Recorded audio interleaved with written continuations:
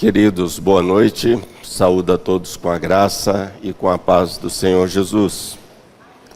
Quero também, em nome do Plenitude, da Igreja Presbiteriana Nacional, ali em Brasília, agradecer ao Reverendo Cid Caldas por esse tempo tão precioso que estamos tendo a alegria de festejar com os irmãos mais de 100 anos, de organização desta igreja. É um privilégio, uma bênção para todos nós. Desde que aqui chegamos, temos sido muito bem tratados.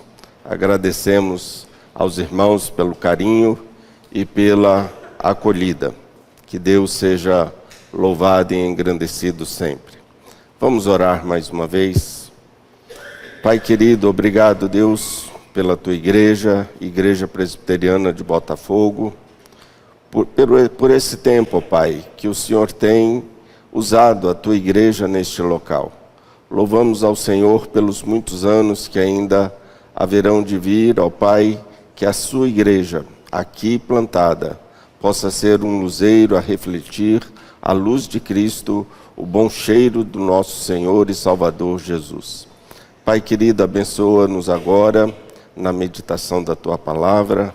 Fale ao nosso coração, às nossas vidas. Podemos, ó Pai, te adorar junto com plenitude, te entoar hinos, louvores ao teu nome. Agora também, ó Pai, fale ao nosso coração por meio da tua palavra. Usa-nos para a tua honra, glória e louvor. É o que te oramos em nome de Jesus. Amém. Queridos irmãos e irmãs, vamos abrir a Bíblia no Salmo 137. Salmo 137.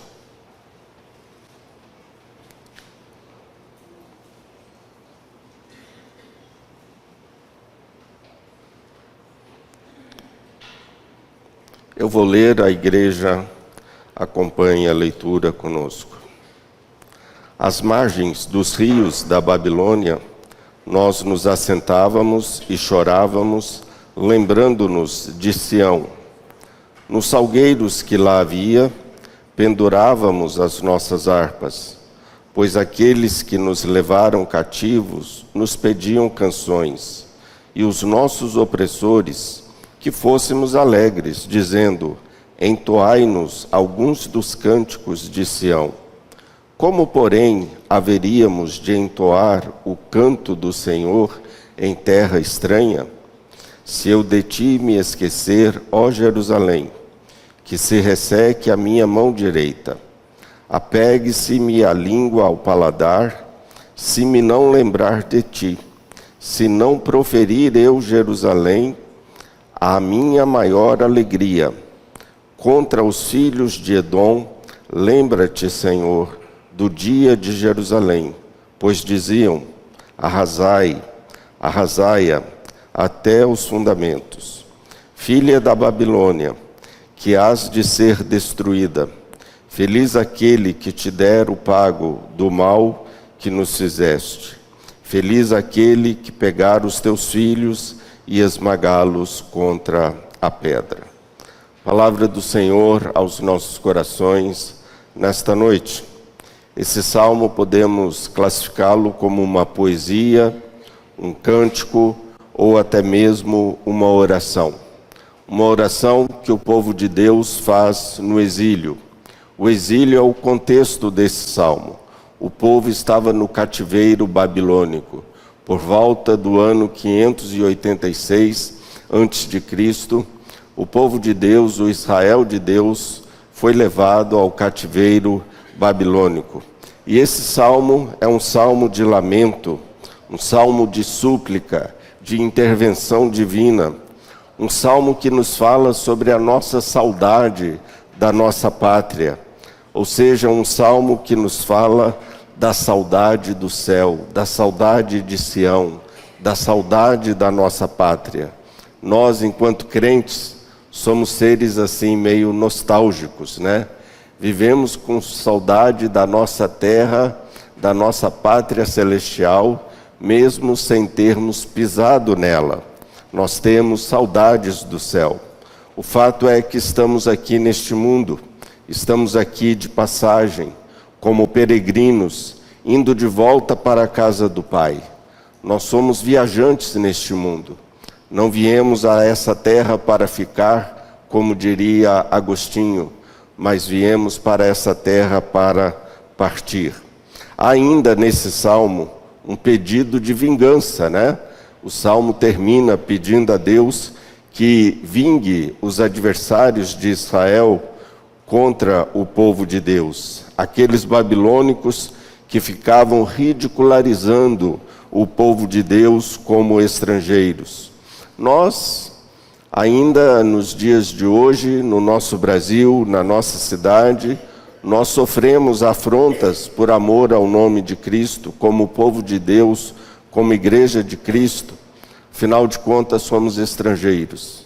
Estamos aqui de passagem. Não temos aqui a nossa nacionalidade nata, mas somos estrangeiros.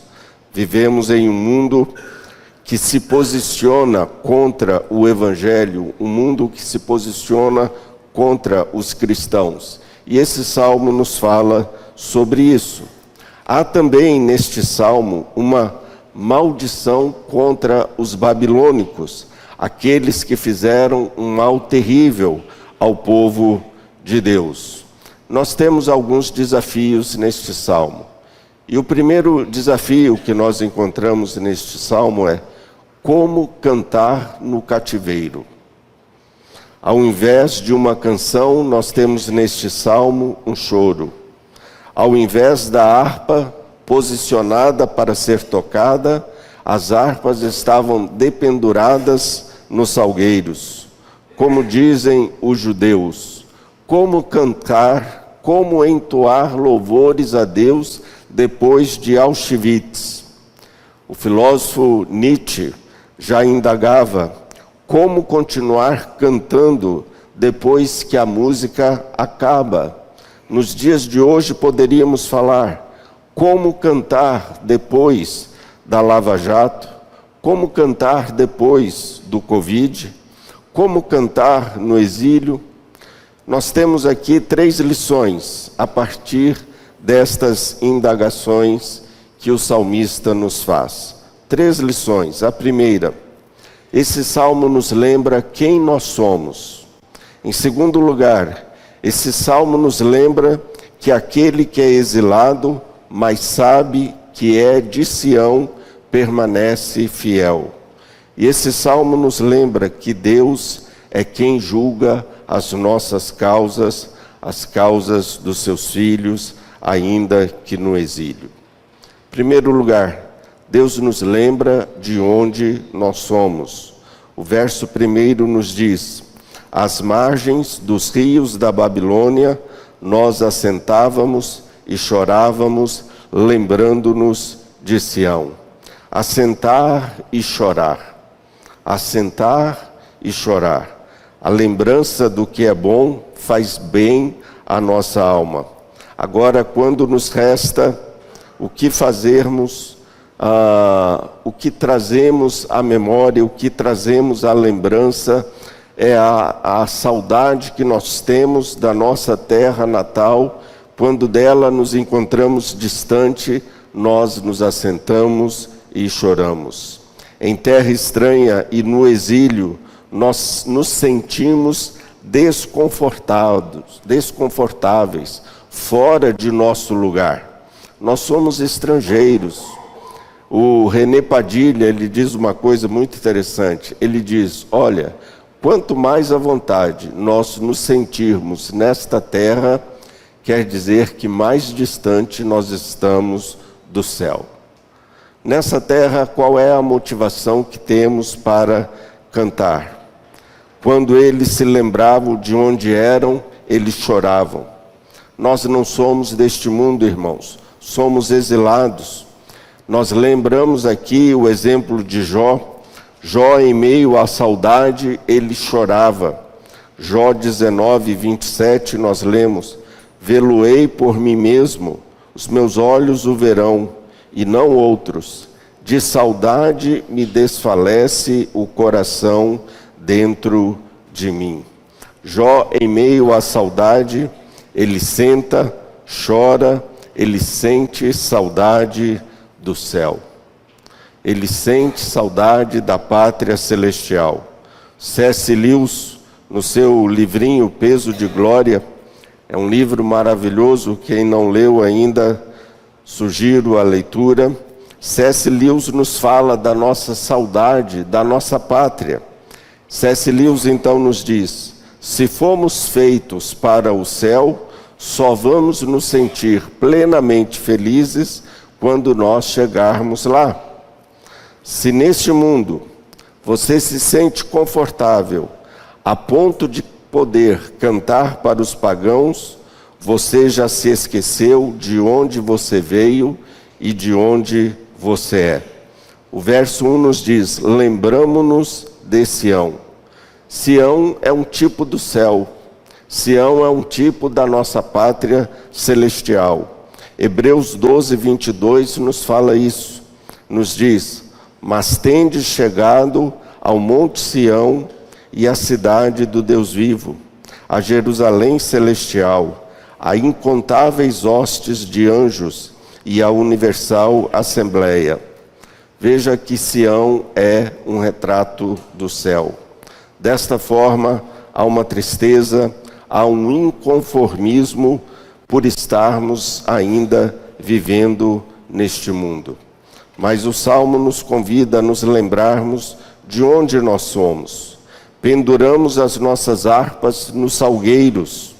Nossas músicas, elas têm de ser para alegrar a Deus e não para alegrar a homens iníquos. Nós cantamos para glorificarmos a Deus, e ao darmos glórias a Deus, isso serve de sinal aos pagãos e aos ímpios. Não se canta para os homens quando não se pode cantar para Deus. É o que nós vemos aqui neste salmo. O cântico é o cântico do Senhor. No versículo 4 nós lemos: como, porém, haveríamos de entoar o canto do Senhor em terra estranha? Não se pode cantar quando o coração chora.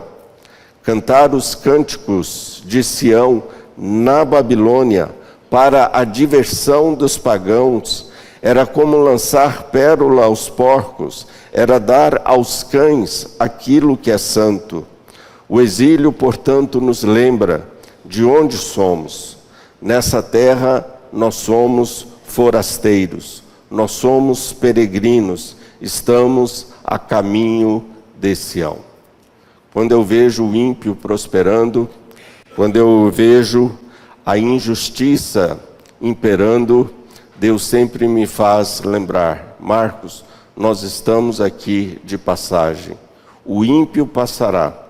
O ímpio, ainda que a sua glória seja estampada em sua vida, essa glória é momentânea. E ainda que o justo sofra, o seu sofrimento é momentâneo, mas a sua glória é eterna.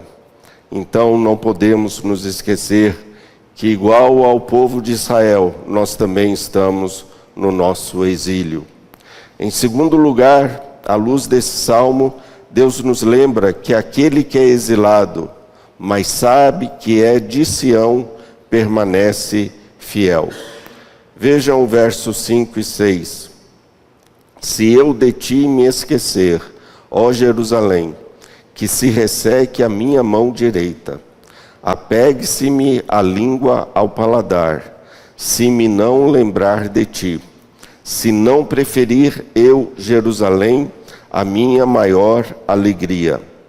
Esse texto nos mostra que mesmo no exílio, o amor por Sião, pela pátria celeste, impossibilitava ver os seus dons e vida usados para o mundo, para os homens ímpios. Era preferível perder a mão direita. O que era a mão direita? Era a mão que dedilhava a harpa. Os nossos dons, os nossos talentos são para serem usados para a glória de Deus. Deus, Ele nos capacita para o louvor que nós podemos prestar tão somente a Ele. O verso 6 diz: Apegue-se-me a língua ao paladar, se me não lembrar de ti, se não preferir eu, Jerusalém, a minha maior alegria. Cantar para alimentar os apelos dos ímpios é se esquecer de Sião, de onde nós somos, de onde viemos. É preferível, nos diz o Salmo, a mudez. E o verso 6 nos diz que sua única alegria era Jerusalém, o seu culto. Nada mais poderia inspirar o povo de Deus a cantar. Desta forma, então, o salmista amaldiçoa a sua mão e a sua língua. É preferível ser um amaldiçoado do que viver neste mundo como se fosse a minha pátria, esquecendo-me de Sião, o meu verdadeiro lar. Nós existimos para glorificarmos a Deus. Se não for para isso, não há motivo para se ter mãos e línguas. Não há motivo para existir. Nós fomos criados para a glória de Deus. Em terceiro lugar, a terceira lição que nós encontramos aqui é que Deus é quem julga e defende a causa dos seus filhos. Deus é quem defende a nossa causa. Portanto, voltar-se contra o povo de Deus é colocar-se sob julgamento divino.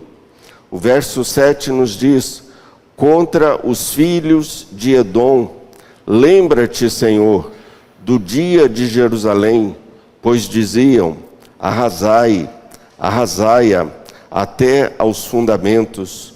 Voltar-se contra o povo de Deus é colocar-se sob o julgamento divino.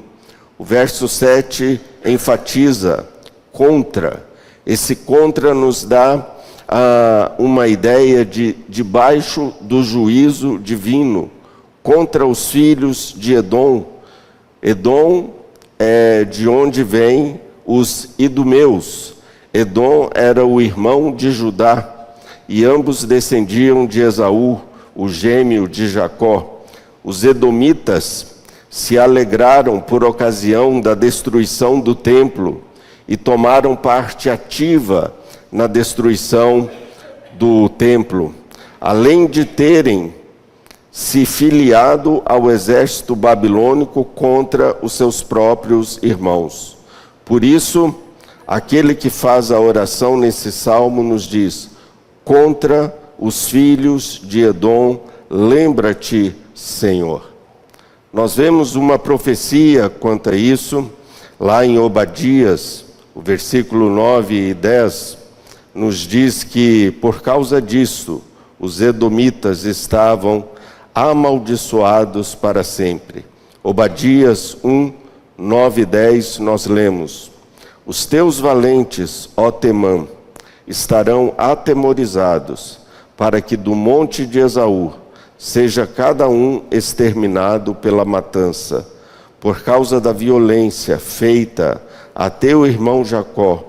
Cobrir-te-á a vergonha e serás exterminado para sempre. Babilônia foi duramente destruída pelo Império Persa. E isso foi profetizado pelo profeta Isaías. Cumpre-se então aqui a maldição da qual fala o verso 9 do salmo que nós lemos. Feliz aquele que pegar teus filhos e esmagá-los contra a pedra. Uma expressão forte, mas isto aconteceu quando a Assíria acabou com a Babilônia. Foi um verdadeiro genocídio. Quem se volta contra o povo de Deus se põe debaixo de maldição. Deus é quem julgará. Nós não fazemos aqui a nossa defesa própria, mas Deus defende a nossa causa. Deus é a nossa justiça. Deus defende a causa do seu povo. E o salmista ora para que Deus escute e exerça o seu juízo. Todo o mal que Edom e a Babilônia fizeram contra Judá, agora se volta contra eles. A Bíblia ela fala reiteradas vezes: Deus retribuirá a cada um segundo as suas obras. Quem se lembra, queridos, de onde veio e de onde é, sabe que está debaixo da poderosa e maravilhosa mão de Deus. Os filhos de Sião são filhos benditos de Deus e estão debaixo da sua bênção. Em casa você pode ler o livro de Lamentações. O livro de Lamentações nos fala do genocídio que os babilônicos causaram contra as criancinhas de Judá e agora experimentam o mesmo veneno. Deus é quem defende as nossas causas e Deus as levará a bom termo. Não importam os babilônicos, não importam os edomitas, Deus está sobre todos e a tudo vê e julga. Qual é a tua causa? Você tem colocado a tua causa na presença do Senhor? Deixo aqui algumas aplicações para a nossa vida, a partir deste salmo tão desafiador para nós. No exílio, no aperto, na hora da dor, do sofrimento, nós devemos nos lembrar de onde viemos e para onde nós vamos. Nós somos filhos de Sião, vamos voltar para a casa do Pai. Em segundo lugar, só quem chora no exílio se alegra em Sião. Este mundo não tem nada para nos dar. A nossa riqueza é celestial. Nós não viemos neste mundo para ficar, mas viemos a este mundo para partir. A Bíblia nos diz: felizes os que choram, porque serão consolados. Chesterton, no seu livro Ortodoxia, ele diz: como é que nós conseguimos ficar atônitos diante do mundo e mesmo assim nos sentirmos perfeitamente à vontade dentro dele? Não é possível. Há uma inquietação dentro de nós quando ligamos o noticiário, lemos uma revista, lemos um jornal falando sobre o nosso país, falando sobre o nosso mundo, nós não nos sentimos à vontade. Mas em terceiro lugar, devemos ter certeza que Deus ouve os nossos gemidos, o nosso pranto, a nossa dor, as injustiças que nós sofremos. Deus não está indiferente aos nossos dramas, mas Deus sente a nossa dor. Gosto muito do texto do profeta Isaías, Isaías 63, verso 9. Isaías nos diz: em toda a angústia deles, do povo de Deus, foi ele, Deus, angustiado. Nós servimos a um Deus que sofre. Servimos a um Deus que participa da nossa dor, porque esse Deus é um Deus que nos ama, um Deus de amor. O amor de Deus leva Deus ao sofrimento. Nós não sofremos por aquilo que nós não amamos. O profeta Isaías está dizendo que todas as vezes que o povo de Deus sofria, Deus sofria junto com o seu povo. Quando nós choramos, quando nós somos injustiçados, tem um Deus que sente a nossa dor. Temos um Deus que não é indiferente, nem alheio à nossa história ou àquilo que se passa conosco. Deus, ele é um Deus, como eu diria, Deus, ele não é apático, mas existe um patos em Deus, existe um sentimento em Deus. Deus é afetado por aquilo que passa em cada uma de nossas vidas. Em toda a angústia deles, foi ele angustiado. Durante os 70 anos do cativeiro babilônico, Deus estava ali sofrendo junto com o seu povo. Em quarto lugar, nós podemos dizer que Jesus veio também morrer na cruz por causa da crueldade do homem, ou por causa da crueldade dos homens. Assim, depois da cruz, a nossa oração deve ser pela reconciliação e pelo perdão. Devemos ler este salmo à luz do Evangelho. E à luz da cruz, a nossa oração é pela reconciliação e pelo perdão. A cruz nos constrange a perdoar os nossos inimigos e a orar por aqueles que nos perseguem. A vingança pertence ao Senhor. Em quinto lugar, as nossas causas, Deus as julga todas. Ele é o nosso juiz. A justiça pertence a Ele. 1 João nos diz que Deus é o nosso advogado.